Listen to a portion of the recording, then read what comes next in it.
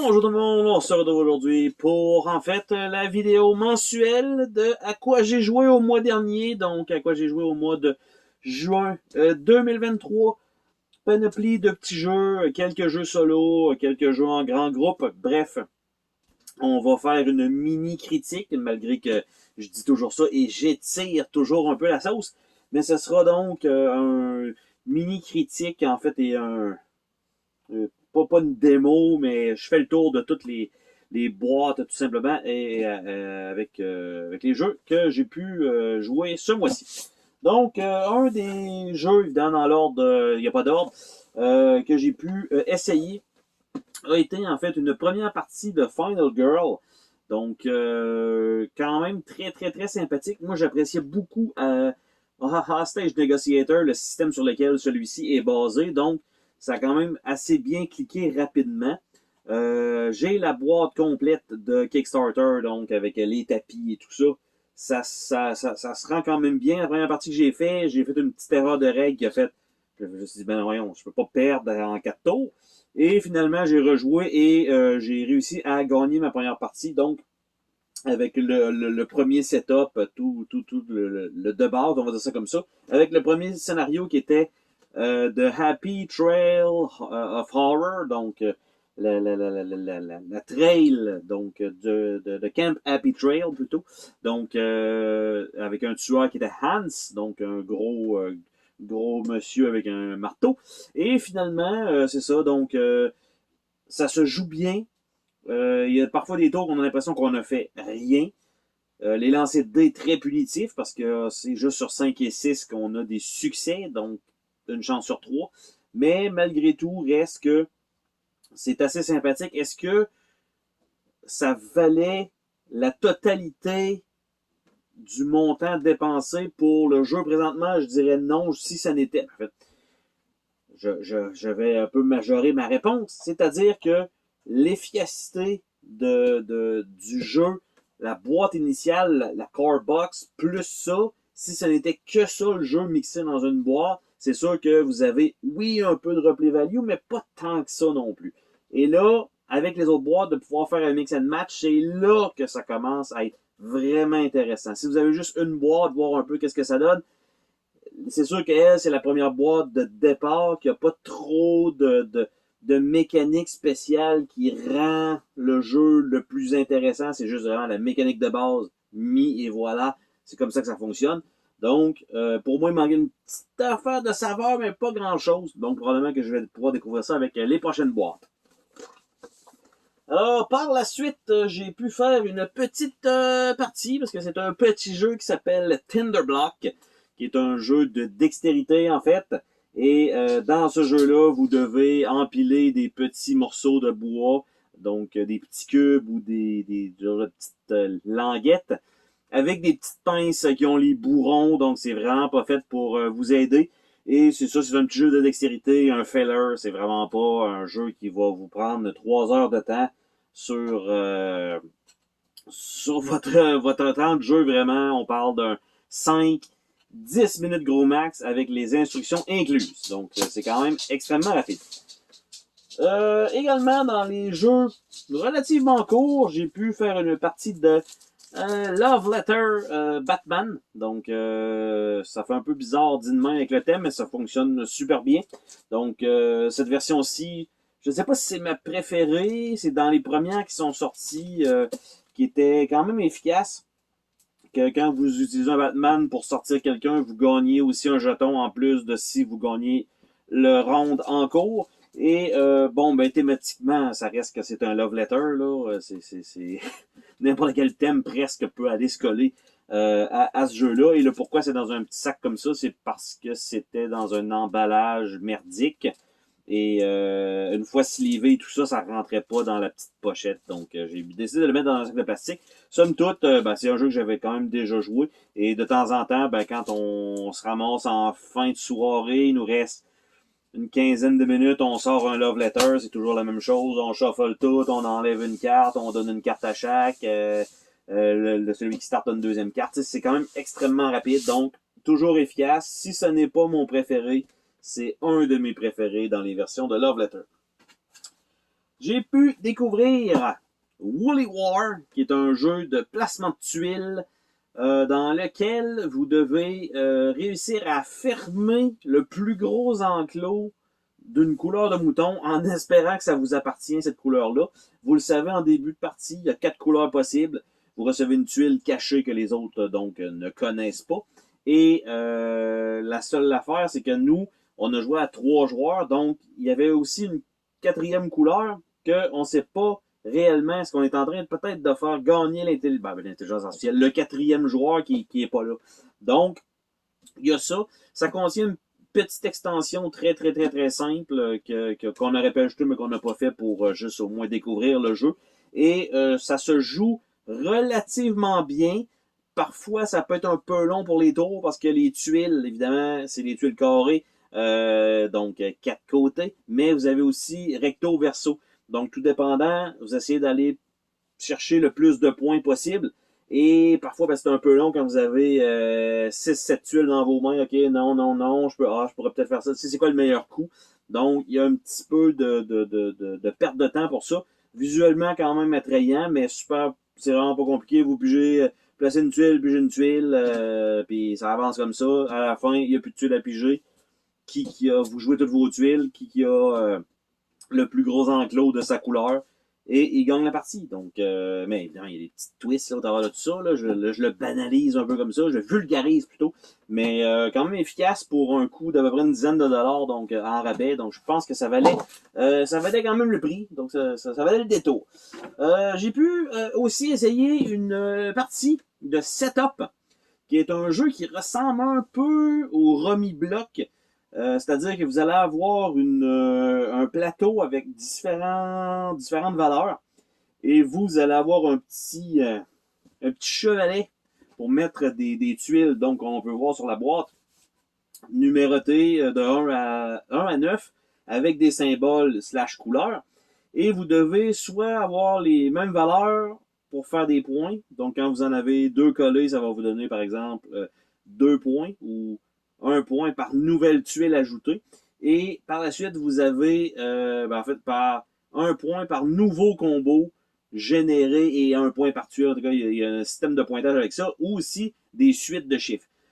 Et il y a des endroits où vous ne pourrez pas placer de tuiles sur le plateau qui est, dans le fond, c'est 4 dans le milieu, 2 cases pour vous, 2 cases pour chacun des adversaires autour du carré. Donc, ça fait 2 séries de 8.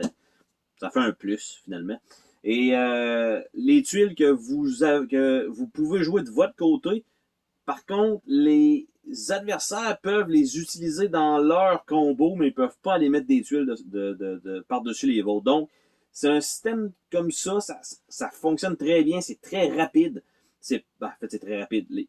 Les tours peuvent être longs parce qu'évidemment, tu essaies de voir un peu, bon, il y a une main commune, tu as aussi les jetons sur ton chevalet, lequel je pourrais utiliser pour être capable de faire le meilleur score possible. Mais la partie à 4 peut, je vais dire, durer 30 minutes à peu près maximum. C'est marqué 25 minutes ici, mais à peu près un 30 minutes, le temps de pouvoir évaluer toutes les possibilités, parce que vous avez à peu près 10 jetons à pouvoir placer, mais vous avez juste 6 emplacements. Mais c'est ça, il faut voir un peu qu'est-ce qui est où, comment je peux le faire pour avoir le maximum de points. Et tout simplement, c'est une limite de points à atteindre. Donc, le premier qui l'atteint, ben la partie se termine. Donc, setup, franchement sympathique. Belle découverte, pas super dispendieux non plus. Puis les petits jetons, quand même, de bonne facture. C'est un jeu, quand même, je dirais, plus grand public. Nous avons aussi joué à un vieux jeu qui s'appelle Fric, le monde des affaires.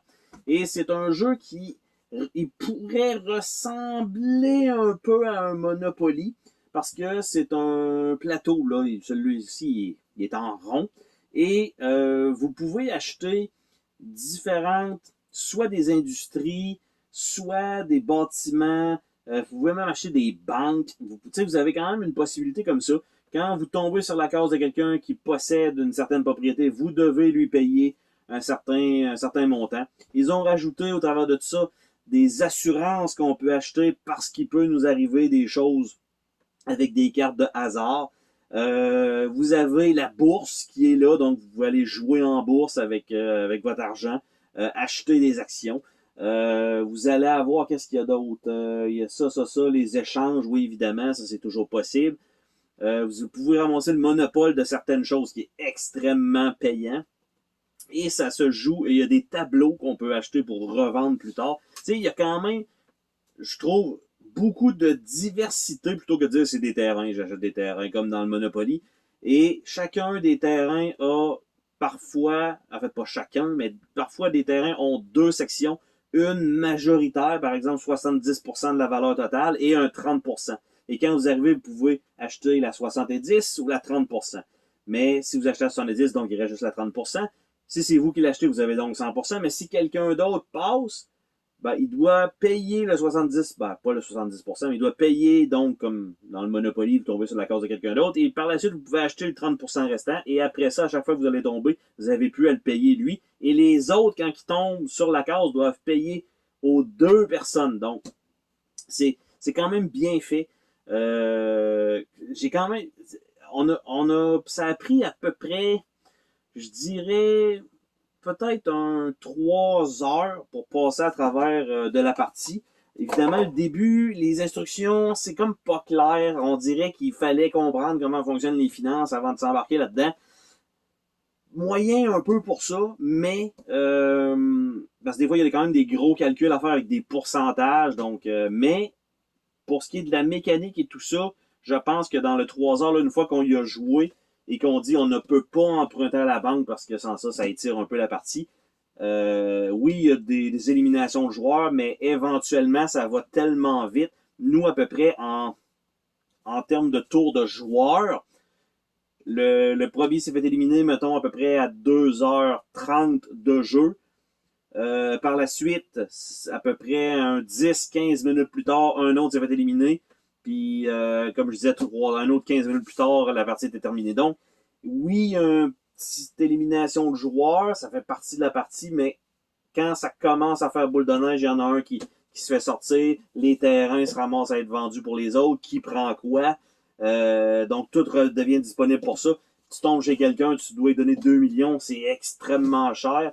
Après ça, finalement, il faut que tu revendes tous tes terrains. C'est un peu ça. Jamais que tu vas.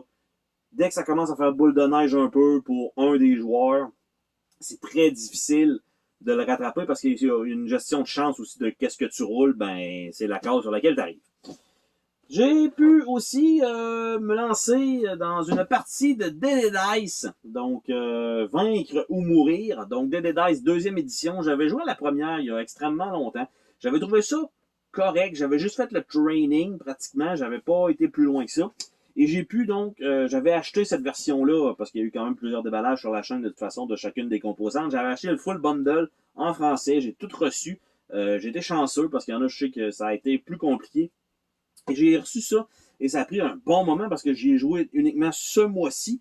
Et c'est à peu près le même feeling. Au final, c'est relativement abstrait parce qu'on a un dé qui est là, qui va être notre unité, qu'on va faire comme, OK, ben, au prochain tour, il va falloir que je bouge, fait que je le mets sur cette face-là.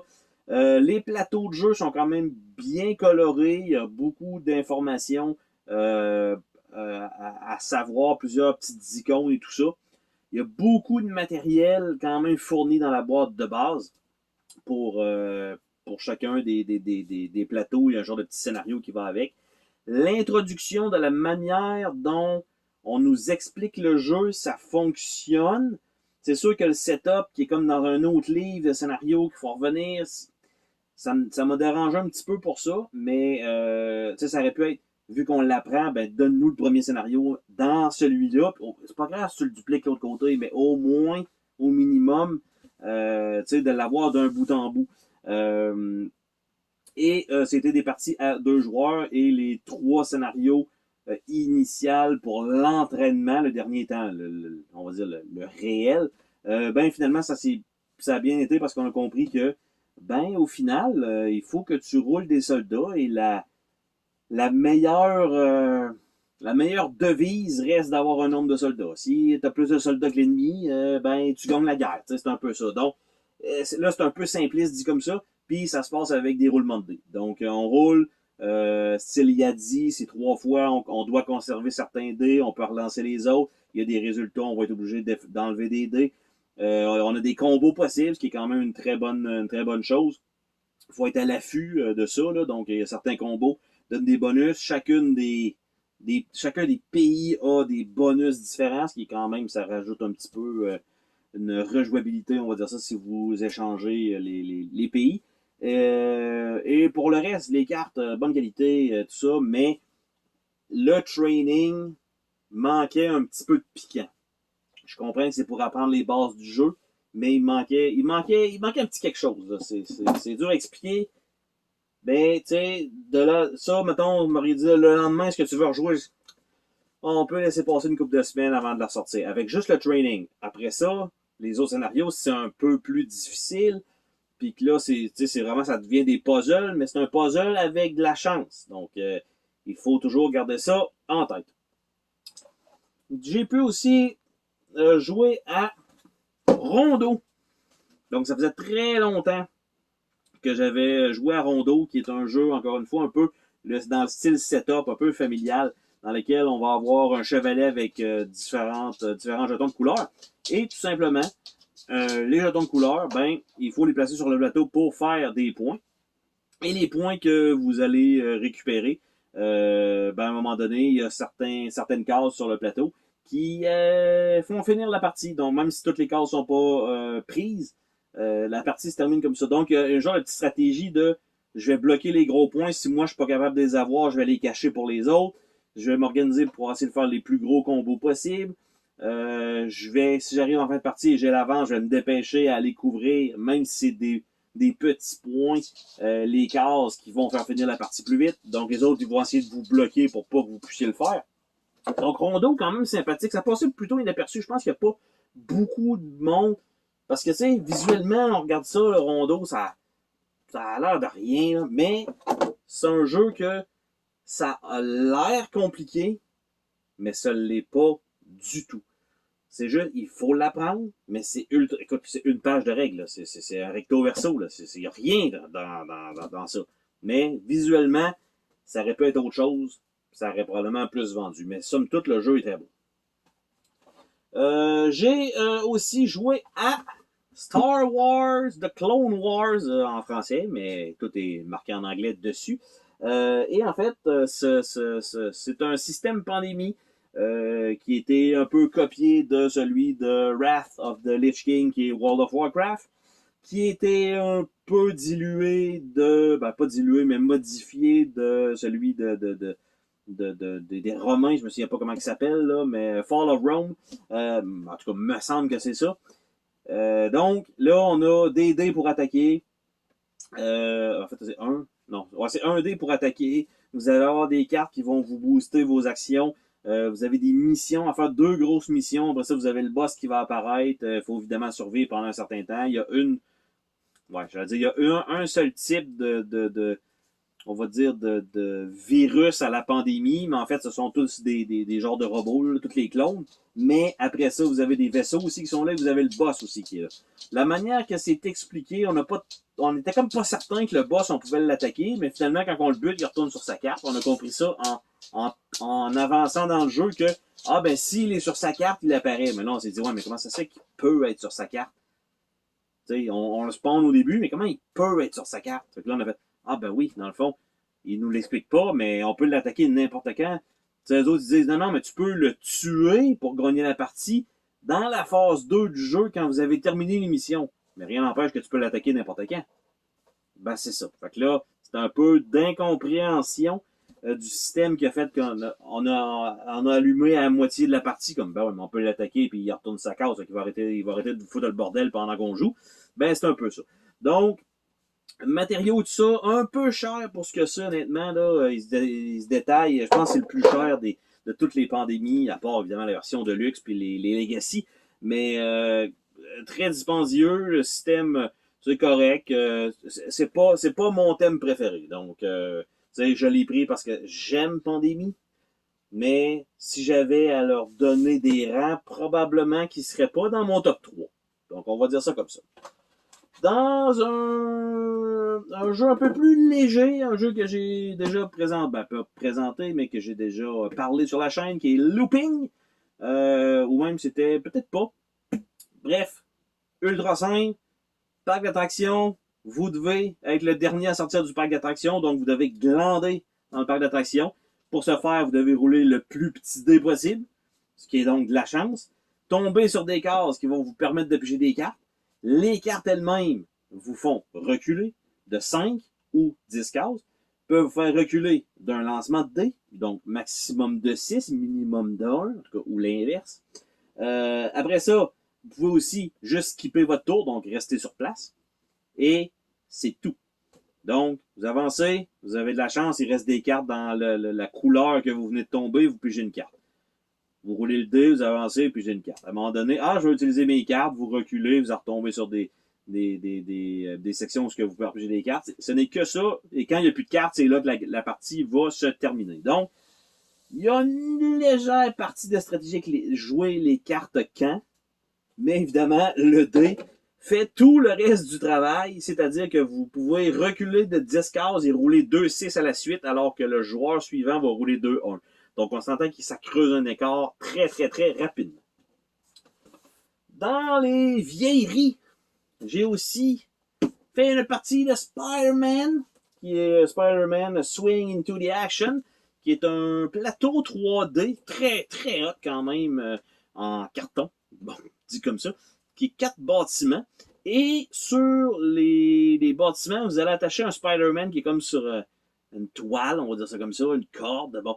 Et il y a un aimant en dessous. Et le fond du plateau au centre, c'est comme une bouche d'égout, mais il y a des aimants de différentes forces à l'intérieur de différentes sections du manhole, de la bouche d'égout. Et vous devez swinger Spider-Man, et Spider-Man va éventuellement s'arrêter à un aimant.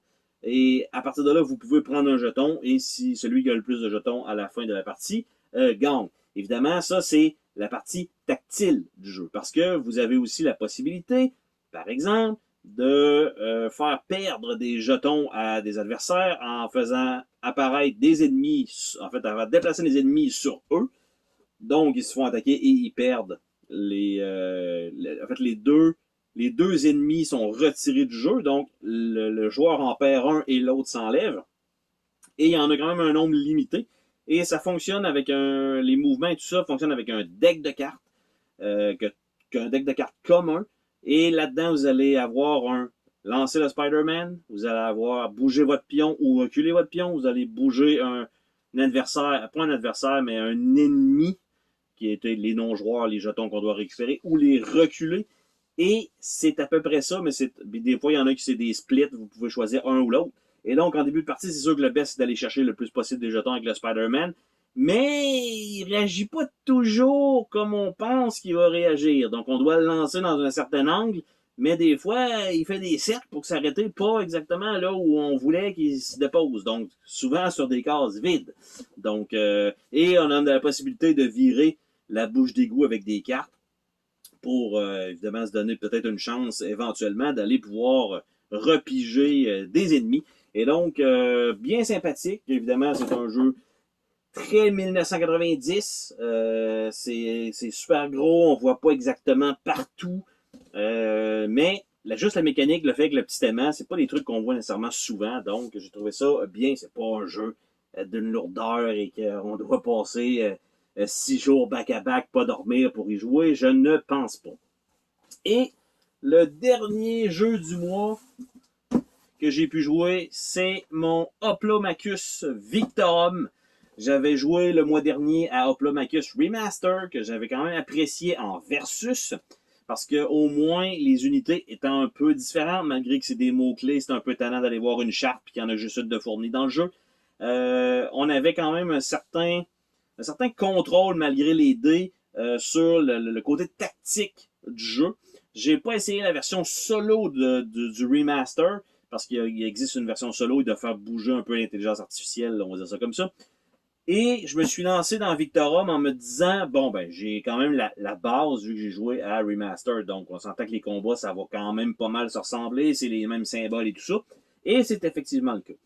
Par contre, là où ça m'a dérangé un peu plus, le livret d'instruction vous donne un setup incomplet, vous demande d'aller à la fin pour comprendre quelque chose qui aurait pu vous expliquer 15 pages avant.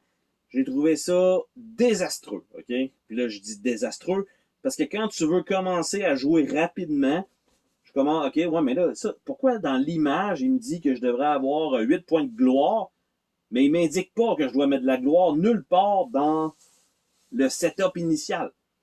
Puis là, je vais voir, bon, la gloire, OK, selon le degré de difficulté que vous choisissez de jouer, ça va vous être un nombre différent. OK, mais dites-moi les là. Non. Après ça, va voir ton personnage à la fin du feuillet pour voir à combien de statistiques de chacun des trucs tu dois avoir. Mais c'est n'importe quoi. Ça m'a dérangé. Ça a allongé le setup incroyablement. Par la suite, le fait d'avoir plusieurs types d'événements pour avoir un peu de mécanique différente, non pas juste dire on fait des combats, on doit se tuer. On fait des combats, on doit se tuer. Si ça avait été que ça serait pénible, mais les petites mécaniques différentes de capture de flag et tout ça, ça fonctionne plutôt bien. Le fait de pouvoir éventuellement avoir des unités supplémentaires, ça fonctionne quand même bien aussi. Par contre, c'est long. C'est très long. OK? Il y a beaucoup de petits points de règle. J'ai fait un combat. Mes deux unités devaient rester collées ensemble. Mais là, ils doivent rester collés ensemble. Fait que là, on se dit, bon, mais c'est probablement qu'ils sont retenus ensemble par une chaîne, ce qui serait logique. Donc, si chacun a un mouvement, je vais supposer que je peux en déplacer un, déplacer l'autre. Comme ça, ils se sont suivis, donc ils ont resté collés. S'il y en a un qui a deux mouvements, je peux pas les à la fin du mouvement, de la force d'un mouvement, je peux pas les avoir nécessairement séparés. Mais c'est pas expliqué comme ça, c'est juste les deux doivent être ensemble. Oui, je sais, mais est-ce que si j'en bouge un, l'autre automatiquement est bougé avec, il n'y a pas besoin de payer des points de déplacement? C'est quoi? Bon, ça, c'est des petits points de règle comme ça. Je pense que c'était la même chose dans Too Many Bones avant, de toute façon. Donc, ça, vu qu'à un moment donné, avec des mots-clés et tout ça, ça devient extrêmement pas compliqué, mais beaucoup d'informations à assimiler dans une première partie pour que ce soit extrêmement efficace. Donc, surtout les mots-clés. On finit un combat, on est comme, ah, c'est vrai, lui, il avait un dé de plus. Ah oui, c'est vrai, tu sais. C'est des trucs comme ça qu'à un moment donné, tu es comme, bah, regarde, c'est pas si grave que ça, là. De toute façon, je pense pas de gagner. Et effectivement, je n'ai vraiment pas gagné. Je me suis rendu à mon premier boss que je devais combattre. Et c'est le syndrome à peu près Too Many Bones, c'est-à-dire que quand vous essayez de battre les boss un peu trop tôt dans le jeu, dès que vous pouvez, vous allez perdre parce que vous n'avez pas assez upgradé votre personnage. C'est un peu le même principe. Il nous donne 12 semaines. Prenez les 12 semaines. C'est tout. Parce que si vous perdez votre combat, anyway, c'est que votre héros va être mort. Puis si votre héros est mort, vous perdez la partie de toute façon.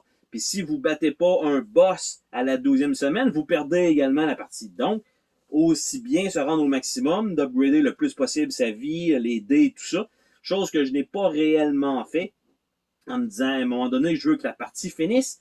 Parce que à peu près en 2h30, 3 heures environ, j'étais donc rendu au quart du jeu. À peu près. Évidemment, les explications du début ont été désastreuses, comme j'ai dit, mais une fois lancé, quand même bien. Mais admettons qu'on met 1h30. C'est 1h30 x 4 pour terminer une partie. Mais plus ça va aller, plus les défis sont longs. Tu sais, ça va pas plus vite. Les ennemis, les boss sont de plus en plus difficiles, donc ça balance un peu avec le fait que vous augmentez en niveau. Plus vous jouez, vos unités vont mourir, vous allez en perdre. Tu sais, c'est un peu tout ça. Et donc, puis les événements les plus simples, c'est vraiment du bloodshed, de juste on rentre dans le ton de tout le monde. Mais ce que ça vous donne comme possibilité d'upgrade, c'est pas ce que vous cherchez. Donc, c'est les plus faciles. Oui, ça vous donne certaines habilités, mais il faut aussi pas oublier qu'il y a d'autres modes de jeu dans lesquels vous devriez y aller. Après ça, il y a aussi des défis supplémentaires que vous pouvez prendre pour essayer de faire, par exemple, si vous êtes déplacé, que vous avez embarqué sur les points de départ des ennemis pendant tel type de match, ben vous allez finir, dans le fond, ce genre de contrat-là et vous allez avoir un bonus. Vous avez ces cartes-là qui sont possibles aussi d'avoir. Vous pouvez aussi vous déplacer dans le monde, parce qu'il faut prendre ça en note. Les ennemis pour que vous allez attaquer, ben ils ont des endroits sur la map. Donc, à un moment donné, il faut que vous planifiez un peu votre mouvement pour pouvoir vous rendre. Parce que si vous faites, ben finalement, le premier que je vais pogner, je le fais, ben ça se peut que finalement, après comme 5 semaines sur 12, vous êtes déjà rendu. Allez pas l'attaquer, vous allez perdre. Lui, il est fixe en se disant, vous avez joué 12 semaines. Donc voilà. Il bouge pas, là. Lui, il est déjà prêt, là. Fait que 12 ou une semaine, pour lui, c'est la même chose. Mais pour vous autres, c'est la différence. C'est 2 fois plus puissant ou 2 fois moins puissant. C'est ce que ça veut dire. Donc, somme toute, en 3 heures de jeu, d'avoir fait le quart du jeu, ça me rappelait étrangement Dark Souls que j'avais joué à l'époque, que ça a pris comme... je sais pas si c'était pas 11 heures pour faire la moitié du jeu. Donc, je me suis dit, voyons donc, le jeu de plateau. C'est comme c'est ben trop. Il y a des jeux, oui, parfois ça peut être bon, mais là, c'est ben trop, surtout quand ça devient répétitif. Ça n'a pas eu le temps de le devenir dans les 3 heures que j'ai joué, parce que j'ai eu, les règles qu'il a fallu que j'apprenne, mais le placement, aller piger les unités, après ça, placer ça là, après ça, c'est ça. Après ça, le boss, ok, c'est dans le livret qu'il faut que j'aille voir, il spawn avec quoi, parce qu'évidemment, c'est pas une carte à côté. Après ça aussi, c'est vrai, parce que les unités, ils ont toutes des mots-clés, eux autres aussi, qu'il faut que tu apprennes en plus des tiens que tu as de côté. C'est vrai, moi aussi, mon personnage a des habilités que je vais booster mes héros avec ça, faut pas que je les oublie. Mais en plus, il y a l'arène qui est différent à chaque endroit que tu vas. Donc, lui aussi, il faut que j'apprenne des règles à ça. En plus de prendre le plateau, de le trouver, de le mettre dans le milieu. Et là, il faut que je mette des éléments sur ce plateau-là. Beaucoup de trucs à faire. Visuellement, c'est quand même attrayant.